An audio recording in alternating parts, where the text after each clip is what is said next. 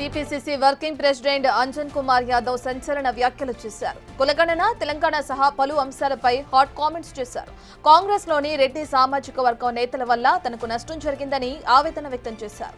తనకు working president పదవి ఇవ్వొద్దని రెడ్లు అడ్డుపడ్డారని, కానీ సోనియా గాంధీకి లాలూ ప్రసాద్ యాదవ్ చెప్పడం వల్లే తనకు పదవి వచ్చిందని అంజన్ కుమార్ యాదవ్ అన్నారు. ఇక అలాగే టికెట్ కేటాయింపులపైన తీవ్ర వ్యాఖ్యలు చేశారు. రాహుల్ గాంధీ గారు ఈరోజు ఆర్ఎస్ఎస్కు, బీజేపీకి, బీఆర్ఎస్కు దేశంలో అందరికీ ధీటుగా జవాబిస్తున్నటువంటి నాయకుడు. ఇవాళ ఎవరి ధైర్యం కాదు, కులగణన చేయాలని చెప్పే ధైర్యం ఎవరికి లేదు.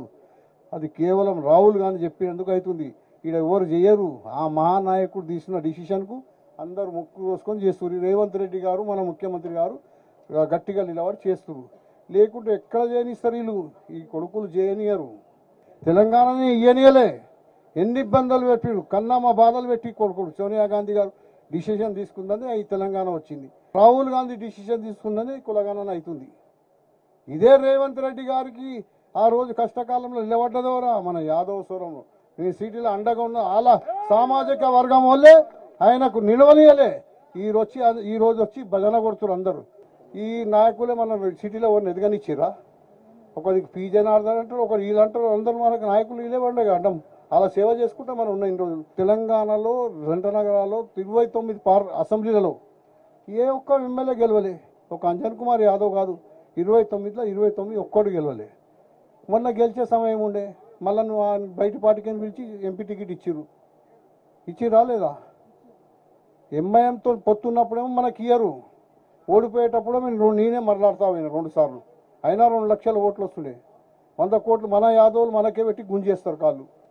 అదే ఒక ఎదగక యాదవుల గుర్తింపు తీసుకొని వచ్చినాం మనం. చేవెళ్ళ వాళ్ళే, మహబూబ్ వాళ్ళే, నల్గొండ వాళ్ళే, ఇంకొండ సికింద్రాబాద్ని గుంజుకుర్రి ఓర్వలేక.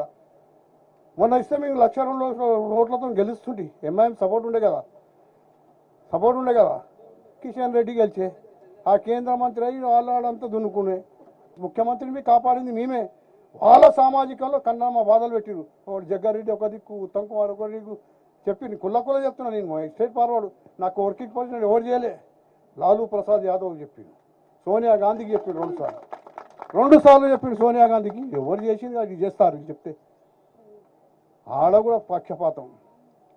ఇవాళ నేను అందట్లో సీనియర్ నేనే అంటే అయ్యిండో అదృష్టం ఉండి మహేష్ కుమార్ గారు. కానీ నేను 2 సార్లు పార్లమెంట్ సభ్యుడు. సికింద్రాబాద్కి ఎవరు గెలిచినా కేంద్ర మంత్రి అయ్యారు ఫస్ట్ టైంకే. కిషన్ రెడ్డి అయ్యారు, టి అంజయ్య అయ్యారు, ఎంఏ మాషీం అయ్యాడు, శివశంకర్ అయ్యిండు, కిషన్ రెడ్డి, బండారు దత్తాత్రేయ అయ్యిండు. అంజన్ కుమార్ యాదవ్ ఒకడు యాదవ్ అయినందుకు కానీ ఎవరు అడ్డుమాటారు? ఇదే సామాజిక 2 సార్లు.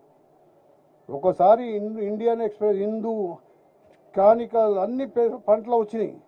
సౌత్ ఇండియాలో ఒక యాదవ్ లేకుండే. మనకి ఇస్తానని వస్తే మేము వస్తాం, పెట్రోల్ పోసుకొని వస్తామని కొడుకులు రానియలే. చరిత్రలతో ఉండిపోతుండే కదా. కొడుకులు చేసిన వాళ్ళు ఎవరు? వీళ్ళే. కేంద్ర మంత్రి అయ్యేటోని రాజశేఖర్ రెడ్డి ఉంటే అప్పుడే అయిపోతుండే. మీరు ఎమ్మెల్యే ఓడిపోతారు, ఎంపీ కాంటాక్ట్ చేస్తారు. మీరు ఇంకోటి జీవన్ రెడ్డి ఎమ్మెల్యే ఓడిపోయిన ఎంపీ ఇచ్చి రాలేదా? మేము సికింద్రాబాద్ అడితేనే ఒక పాలసీ డిసిషన్ తీసుకురు, ఓడిపోయిన వాళ్ళకి ఇవ్వద్దు అని. మళ్ళీ జీవన్ రెడ్డికి ఎట్టిచ్చిరా? బయటి పార్టీకి తీసుకొచ్చి వాడిని నాగేందర్కి ఇచ్చిరా. అని ఇంటికి పోయి తీసుకొచ్చి ఇచ్చారు. మీ మహబూబ్ నగర్లో ఇంటికి పోయి తెచ్చి ఇచ్చారు. ఇవాళ పవర్ వచ్చిందని ఎంతోమంది వచ్చి భజన సంఘాలు భజన కొడుతున్నాయి. మేము భజన సంఘం అప్పుడు పవర్లో లేనప్పుడు మేము ఉన్నాం.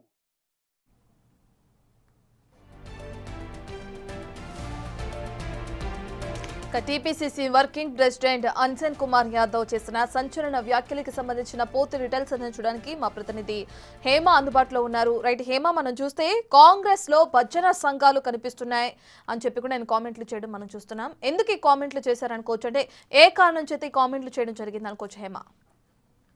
దేశానికే రోల్ మోడల్గా మేము కులగణన చేశాము. తెలంగాణ రాష్ట్రం చేసినటువంటి కులగణన దేశం మొత్తం కూడా అనుసరించాలి అంటూ ఒకవైపు కాంగ్రెస్ నాయకులు గొప్పగా చెప్పుకుంటుంటే, మరొక వైపు పార్టీలో ఉన్నటువంటి నేతలే కులగణనను బేస్ చేసుకొని సంచలనమైనటువంటి కామెంట్ చేస్తున్నారు. యాక్చువల్లీ కులగణన అయిన తర్వాత బీసీ ప్రజలు ఎక్కువ ఉన్నారు అండ్ బీసీలకు సంబంధించి సంఖ్య ఎక్కువగా ఉంది అని కులగణనలో తేలింది. దాని తర్వాత ఒక్కసారిగా బీసీ నాయకుల్లో అయితే జోష్ పెరిగిందని చెప్పుకోవచ్చు.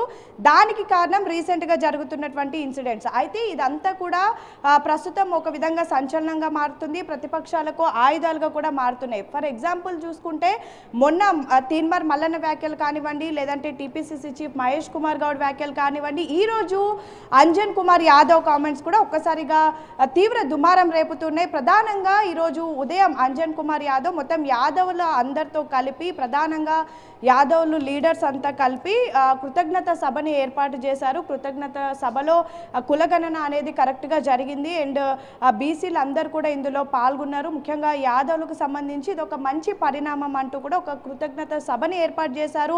సభలో మొదటిగా అటు ఖర్గే, సోనియా గాంధీ, రేవంత్ రెడ్డికి, రాహుల్ గాంధీకి ధన్యవాదాలు చెప్తూ పాలాభిషేకం చేశారు. అనంతరం ఒక్కసారిగా అంజన్ కుమార్ యాదవ్ మాట్లాడుతూ తీవ్ర దుమారం రేపేటటువంటి వ్యాఖ్యలు చేశారు. ప్రధానంగా ఒక సామాజిక వర్గాన్ని ఎత్తిపొడుస్తూ ఒక సామాజిక వర్గానికి సంబంధించి పెద్ద ఎత్తున కామెంట్ చేశారు. అయితే ప్రధానంగా ఈ కామెంట్స్ ఒక్కసారి మనం చూసుకుంటే రాహుల్ గాంధీ చెప్పడం వల్లనే కులగణన చేశారు, కానీ అదర్వైజ్ ఈ కులగణన అనేది జరిగేది కాదు, ఇక్కడ ఉన్నటువంటి నేతలు చేసేవాళ్ళు కాదు. ప్రధానంగా తెలంగాణ అడ్డుకున్నదే ఒక సామాజిక వర్గానికి, అంటే ప్రధానంగా రెడ్డిస్ని ఉద్దేశించి ఆ కామెంట్స్ కూడా చేశారు. తెలంగాణని అడ్డుకున్నది ఈ సామాజిక వర్గానికి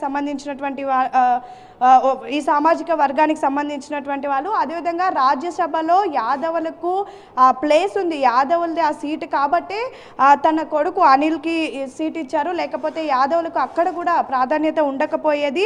ఓడిపోయే సమయంలో నాకు ఎంపీ సీట్ ఇచ్చారు, నేను గెలిచినటువంటి సమయంలో నాకు ఎంపీ సీట్ ఇవ్వలేదు, నాతో పాటు చాలా మంది కూడా ఓడిపోయారు, అయినప్పటికీ కూడా యాదవుల పైన చిన్న చూపు చూస్తూ ఉన్నారు అంటూ కూడా తీవ్ర సంచలనమైనటువంటి కామెంట్ చేశారు. ఇక ఇంట్లో కూర్చున్నటువంటి ఒక వ్యక్తిని తీసుకొచ్చి ఎంపీ సీట్ ఇచ్చారు, అందుకే అక్కడ ఆ సీట్ని కూడా కోల్పోయారు. ఇలా అంటే పార్టీలో ఎన్నో ఏళ్ల నుంచి పనిచేస్తున్నటువంటి వాళ్ళకు కాకుండా కొత్తగా పార్టీలో జాయిన్ అయినటువంటి వాళ్ళకు, అదేవిధంగా ఇంట్లో కూర్చున్నటువంటి వ్యక్తికి ఇవ్వడమే ఆ సీట్ కోల్పోయిందంటూ కూడా చెప్పడం జరిగింది.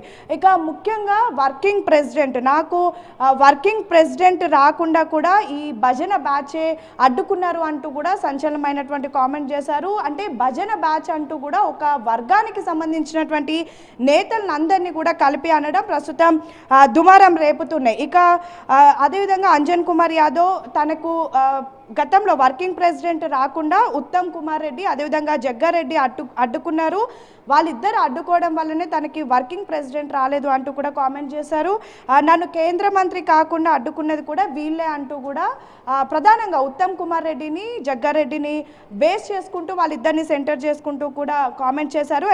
ఎమ్మెల్యేగా ఓడిపోయి ఎంపీగా పోటీ చేస్తారు వీళ్ళంతా. అంటే మొదటిగా ఎమ్మెల్యేగా సీట్ ఇచ్చినప్పటికీ కూడా అందులో ఓడిపోయి మళ్ళీ ఎంపీగా కూడా పోటీ చేశారు. ఫర్ ఎగ్జాంపుల్ జీవన్ రెడ్డి ఓడిపోయినా కూడా మళ్ళీ ఎందుకు టికెట్ ఇచ్చారు అంటూ కూడా ప్రశ్నించారు. ఇక దానం నాగేందర్ పక్క పార్టీ నుంచి వచ్చారు, పక్క పార్టీ నుంచి వచ్చినటువంటి వ్యక్తికి ఎంపీ సీట్ ఏ విధంగా ఇస్తారు అంటూ కూడా ప్రశ్నించారు. గెలిచే టైంలో నాకు సీట్ ఇవ్వకుండా, ఓడిపోయినటువంటి అంటే ఎంఐఎంతో పొత్తున్నటువంటి సమయంలో నాకు సీట్ ఇవ్వకుండా, ఓడిపోతామని తెలిసి కూడా నాకు సీట్ ఇచ్చారు అంటూ కూడా తీవ్ర కామెంట్ చేశారు. ఇక కాంగ్రెస్ అధికారంలోకి వచ్చిన తర్వాత ఇప్పుడు కొన్ని భజన బ్యాచ్లు ఎక్కువైపోయాయి అంటూ కూడా ఒక సామాజిక వర్గానికి సంబంధించి దృష్టిలో పెట్టుకొని మాట్లాడారు.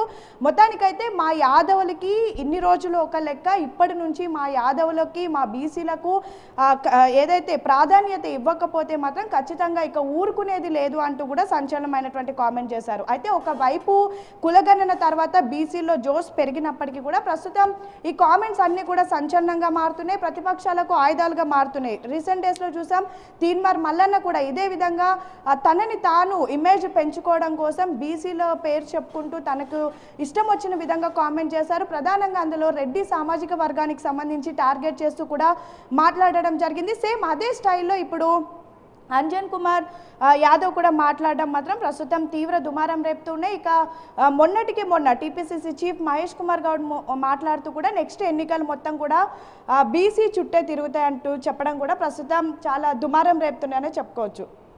Right, thank you Hema. Rahul Gandhi గారు ఈరోజు ఆర్ఎస్ఎస్కు, బీజేపీకి, బీఆర్ఎస్కు దేశంలో అందరికీ ధీటుగా జవాబిస్తున్నటువంటి నాయకుడు. ఇవాళ ఎవరి ధైర్యం కాదు, కులగణన చేయాలని చెప్పే ధైర్యం ఎవరికి లేదు. అది కేవలం రాహుల్ గాంధీ చెప్పినందుకు అవుతుంది. ఇక్కడ ఎవరు చేయరు. ఆ మహానాయకుడు తీసిన డిసిషన్కు అందరూ ముక్కు కోసుకొని చేస్తున్నారు. రేవంత్ రెడ్డి గారు, మన ముఖ్యమంత్రి గారు గట్టిగా నిలబడి చేస్తున్నారు. లేకుంటే ఎక్కడ చేయనిస్తారు వీళ్ళు? ఈ కొడుకులు చేయనియరు, తెలంగాణని ఇయ్యనియలే. ఎన్ని ఇబ్బందులు పెట్టిరు, కన్నామా బాధలు పెట్టి కొడుకుడు సోనియా గాంధీ గారు డిసిషన్ తీసుకుందని ఈ తెలంగాణ వచ్చింది. రాహుల్ గాంధీ డిసిషన్ తీసుకుందని కులగణన అవుతుంది. ఇదే రేవంత్ రెడ్డి గారికి ఆ రోజు కష్టకాలంలో నిలబడ్డదోరా మన యాదవ స్వరంలో నేను సిటీలో అండగా ఉన్న అలా సామాజిక వర్గం వల్లే ఆయనకు నిలవనియలే. ఈ రోజు వచ్చి భజన కొడుతున్నారు అందరూ. ఈ నాయకులే మన సిటీలో ఎవరిని ఎదగనిచ్చిరా? ఒకరికి పీ జనార్దన్ అంటారు, ఒకరు వీళ్ళు అంటారు, అందరూ మనకు నాయకులు వీళ్ళే పండగ అడ్డం అలా సేవ చేసుకుంటే మనం ఉన్న ఇన్ని రోజులు. తెలంగాణలో జంట నగరాల్లో 29 అసెంబ్లీలలో ఏ ఒక్క ఎమ్మెల్యే గెలవలే. ఒక అంజన్ కుమార్ యాదవ్ కాదు, 29 ఒక్కడు గెలవలే. మొన్న గెలిచే సమయం ఉండే మళ్ళీ నువ్వు బయట పార్టీకి పిలిచి ఎంపీ టికెట్ ఇచ్చిరా లేదా? ఎంఐఎంతో పొత్తున్నప్పుడేమో మనకి ఇయ్యరు, ఓడిపోయేటప్పుడు నేనే మరలాడతావు 2 సార్లు అయినా 2 లక్షల ఓట్లు వస్తుండే. 100 కోట్లు మన యాదవులు మనకే పెట్టి గుంజేస్తారు కాళ్ళు. అరే ఒక ఎదగక యాదవుల గుర్తింపు తీసుకొని వచ్చినాం మనం. చేవల్ల వాళ్ళే, మహబూబ్ వాళ్ళే, నల్గొండ వాళ్ళే, ఇంకొన్న సికింద్రాబాద్ని గుంజుకురి ఓర్వలేక. మొన్న ఇస్తే మీకు 1,02 ఓట్లతో గెలుస్తుంటే ఎంఐఎం సపోర్ట్ ఉండే కదా.